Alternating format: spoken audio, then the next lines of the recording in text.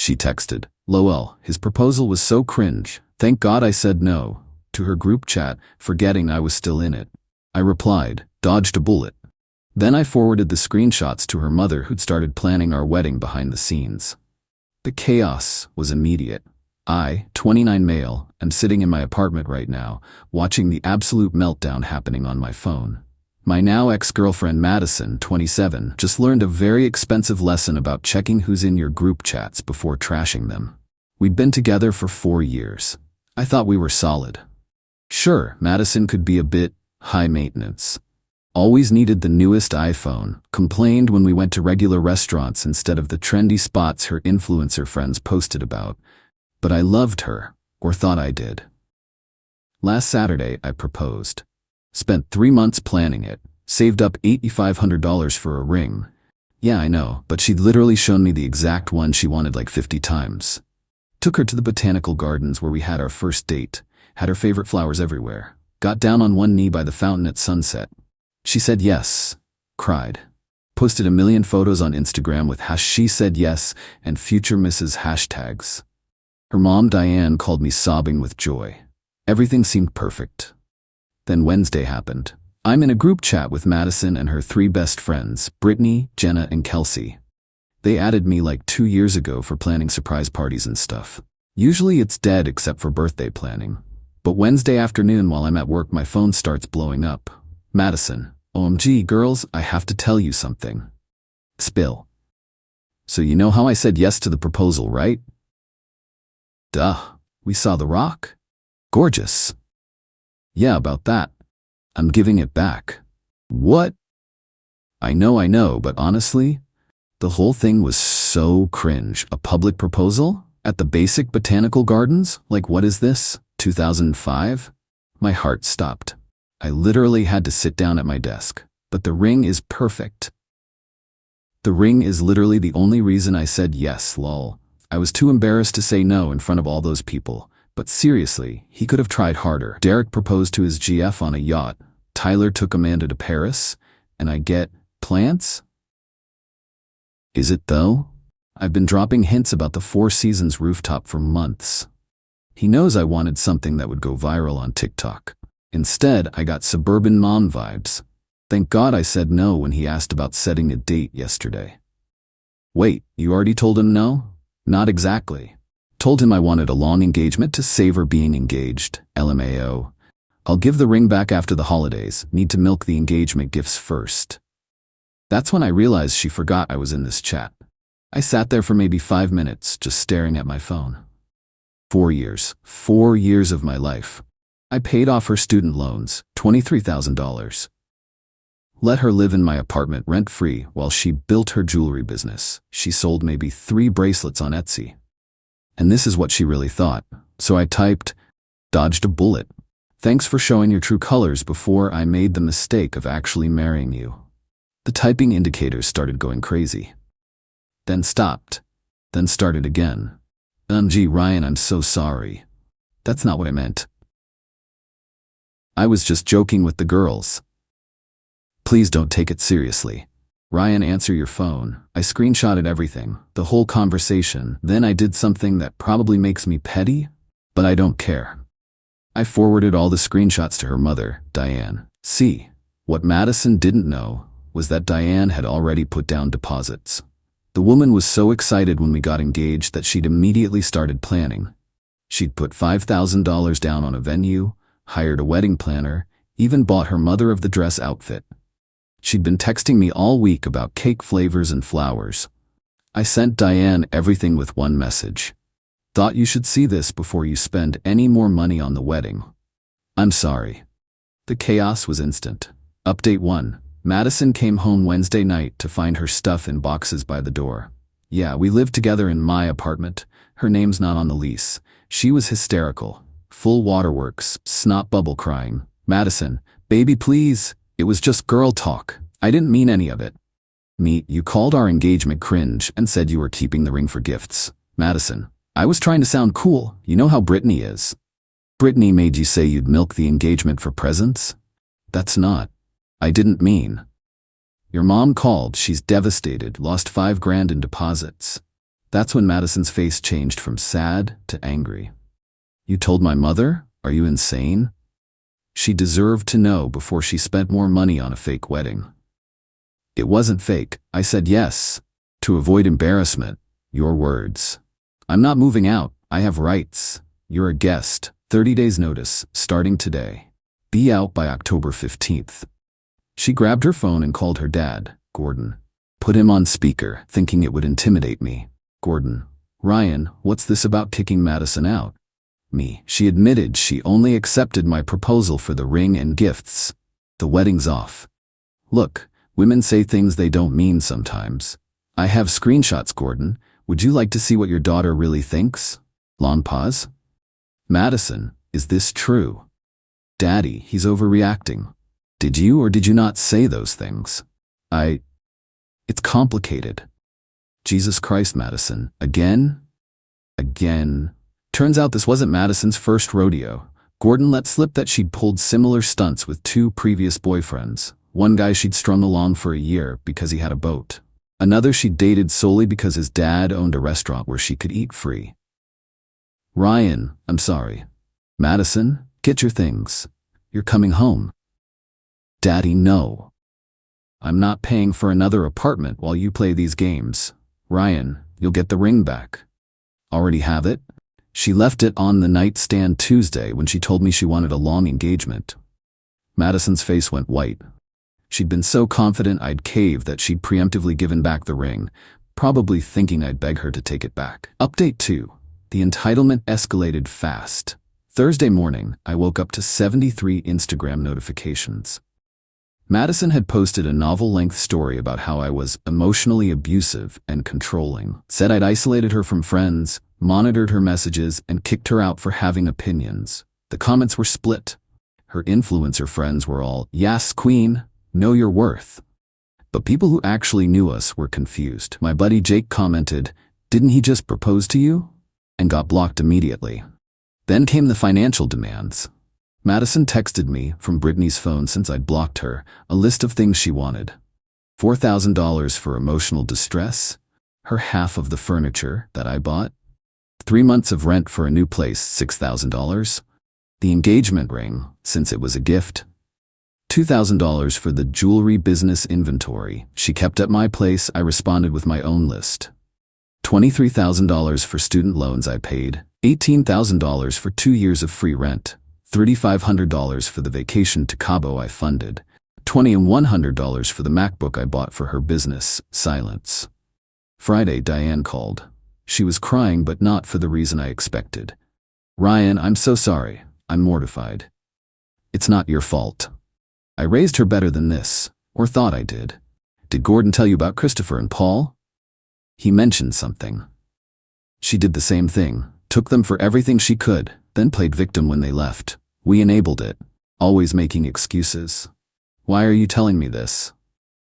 Because she's about to do something stupid and you should be prepared. What do you mean? She's been on the phone with her cousin who's a paralegal. They're planning something. Sure enough, Saturday morning I get served with papers. Madison was suing me for unlawful eviction and breach of verbal contract. She claimed we had an agreement that she could live there indefinitely in exchange for household management and that the engagement created a financial expectation. The number she was asking for? $50,000. $50,000. I laughed so hard the process server looked concerned. Update 3. My lawyer, who's also my cousin Tony, took one look at the lawsuit and said, "This is the dumbest thing I've seen this month, and I just had a client try to sue McDonald's for making them fat." We filed a countersuit immediately. Included, defamation for the Instagram posts, fraud for admitting she accepted the proposal under false pretenses, unjust enrichment for the loans and rent. But here's where it gets good. Remember how Madison mentioned Derek and Tyler, the guys whose proposals were supposedly so much better? Well, Derek's girlfriend is my coworker's sister. Small world. I reached out just to share my condolences about Madison's behavior. Turns out Derek never proposed. That yacht story? Complete fabrication. They'd been on a sunset cruise, but no ring. Madison had been telling everyone about this non-existent proposal to make herself look better. Tyler and Amanda? Even better, they're not even together anymore. Haven't been for 6 months. The Paris trip was Amanda going solo after she dumped Tyler for cheating. Madison had been living in a complete fantasy world, making up rival proposals that didn't exist to justify her materialistic demands. I sent all this information to Tony. He added it to our filing as evidence of her pattern of deception. Monday morning, Gordon called. "Gordon, Ryan, we need to talk. Can you meet me for coffee?" I agreed, curious. Gordon showed up looking exhausted. Apparently, Madison had been having daily meltdowns at home. She'd maxed out 2 credit cards buying stuff to rebuild her life. She'd been demanding they sue me, hire a PR firm to fix her image, and pay for a new apartment downtown. "Gordon, I'm cutting her off." "Me what?" "I've enabled this for too long. She's 27, not 17. Diane and I talked. No more bailouts." "Good for you. I have something else. It might help your case." He handed me a folder. Inside were screenshots from Madison's iCloud. She was on his family plan and forgot. Messages between her and Brittany from before the proposal. "I need him to propose with something worth at least 10K or I'm out. Once I get the ring, I'll have leverage. Goal is to stretch engagement for 2 years, save money living free.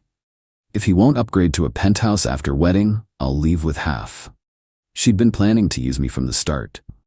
The I love yous, the talk about our future, all of it was calculated. Use this, end it. Maybe she'll finally learn. Update 4. Court happened yesterday. Madison showed up dressed like she was going to a funeral, trying to look sympathetic. Her paralegal cousin was representing her, and it was obvious within 5 minutes he was in way over his head. The judge reviewed everything. The text messages, the Instagram posts, the fake proposal stories, and then Gordon's evidence, the premeditated gold-digging messages.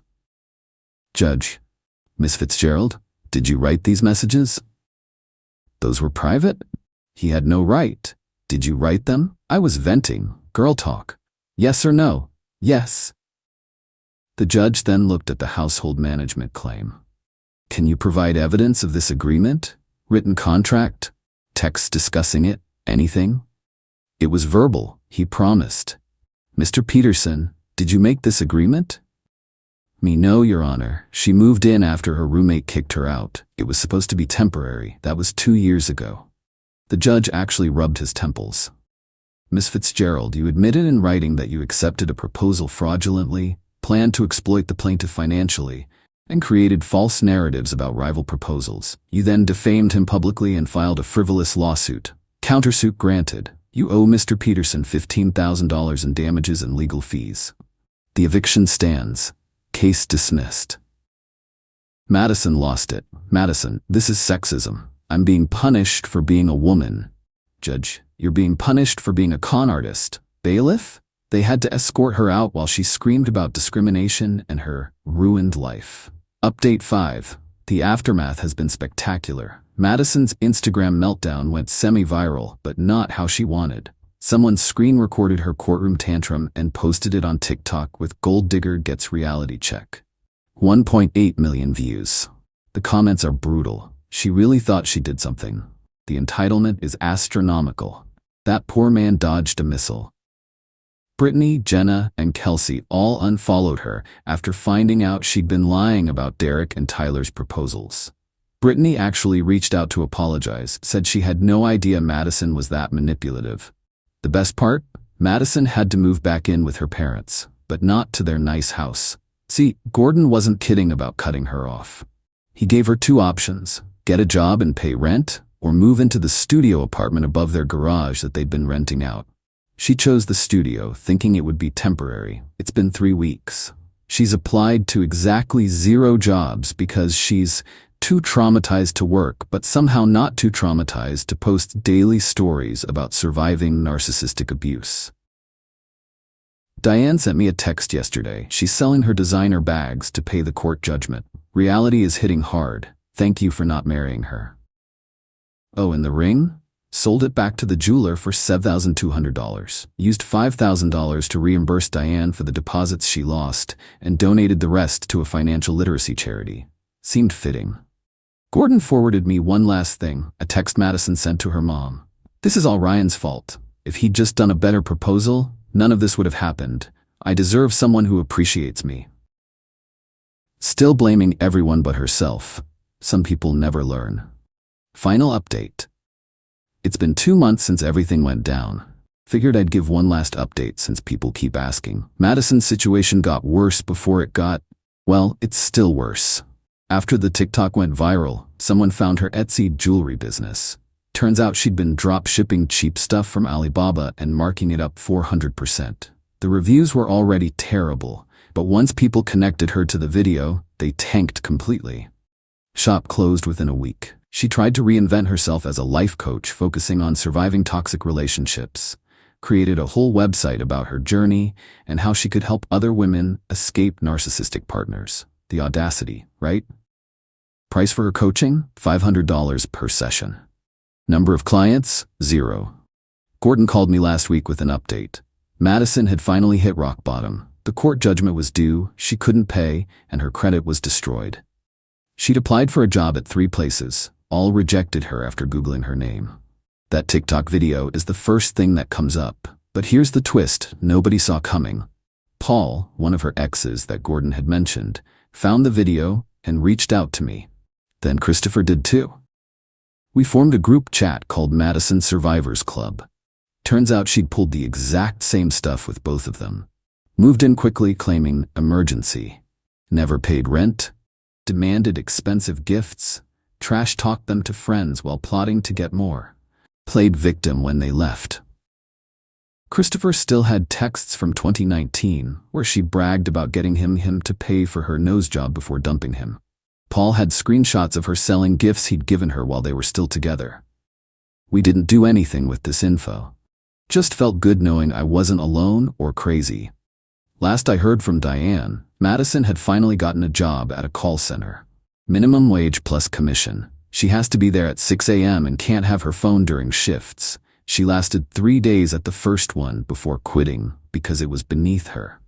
Gordon told her if she quit another job, she was getting evicted from the studio. She's still there as far as I know. Still posting about being a survivor and Phoenix rising from ashes. But from a flip phone, because she had to sell her iPhone to make the first court payment. Brittany reached out once more last week. Madison had texted their old group asking for loans, claiming I'd financially abused her and left her destitute. Brittany's response? She sent Madison the screenshots of her original messages about the proposal and blocked her. As for me, I'm doing pretty good. Started dating someone new, Qley from my rock climbing gym. She insisted on splitting our first date bill and thought the botanical garden was romantic when I mentioned it. Funny how that works. The ring money I donated? The charity sent me a thank you letter saying it helped fund a financial literacy workshop for young adults. They invited me to speak at it. I'm considering it. Might tell them about the importance of seeing red flags early. Madison's parents are doing better too. Diane joined a support group for parents of entitled adult children. Apparently that's a thing. Gordon sent me a bottle of expensive scotch with a note for showing us what we should have done years ago.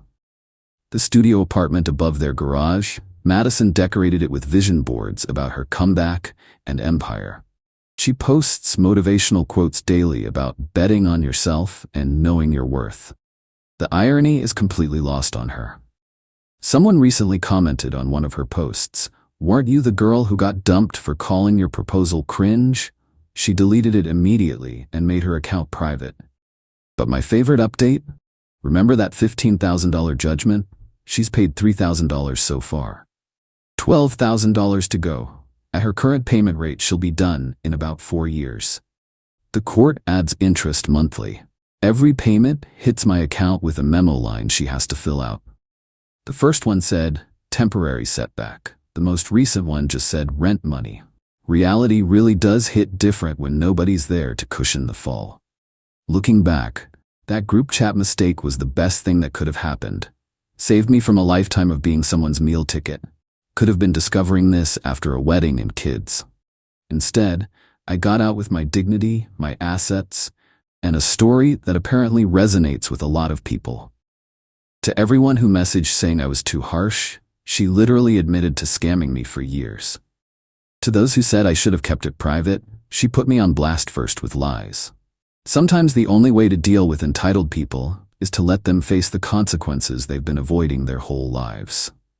Madison, if you're reading this from your studio apartment on your work break, the proposal wasn't cringe. Your character was. Dodged that bullet? More like dodged a nuclear missile.